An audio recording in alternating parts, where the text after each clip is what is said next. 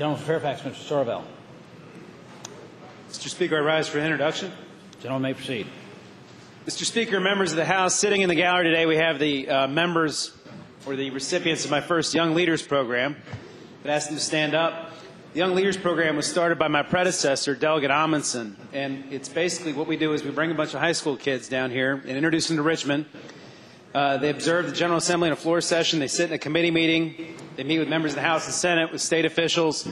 They take a tour, and they get to see us in action.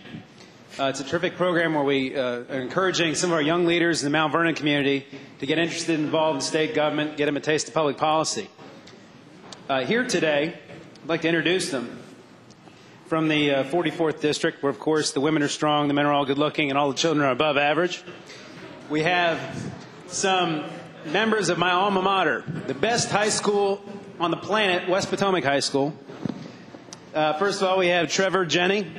Trevor, say hi. We also have Matthew Kasanovich and Shannon Friedland.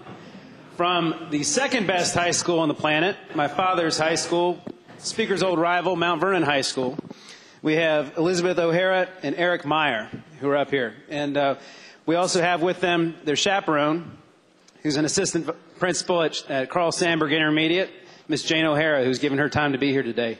These students excel in lots of sports, many extracurriculars, marching band, art camp, youth sports, young Democrats, and yes, we even brought down some young Republicans. So they got to see their three delegates from West Potomac at work today, myself, Delegate England, Delegate Sickles in P&E. They got to see my bill get pocket vetoed. I was telling them it'd be more exciting if Delegate Miller had moved to PBI, but he wasn't there. But they got to see us in action, and they found it very interesting so far. And if you could all give them a warm House welcome, I'd appreciate it. Thank you.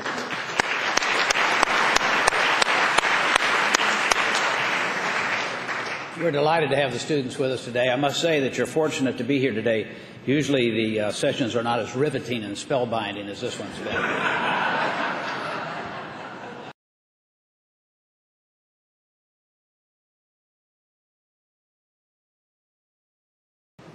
The gentleman from Fairfax, Mr. Surovell. Mr. Speaker, I rise for a point of personal privilege and an introduction. The gentleman has the floor. Thank you, Mr. Speaker. Those of you who will remember a couple days ago, I made an introduction from my young leaders who were present with us in the audience. When I got back to my office, I learned I'd made a horrible mistake. It turns out that I talked about my alma mater, West Potomac High School, being the best high school in the world. I have two high schools in my district.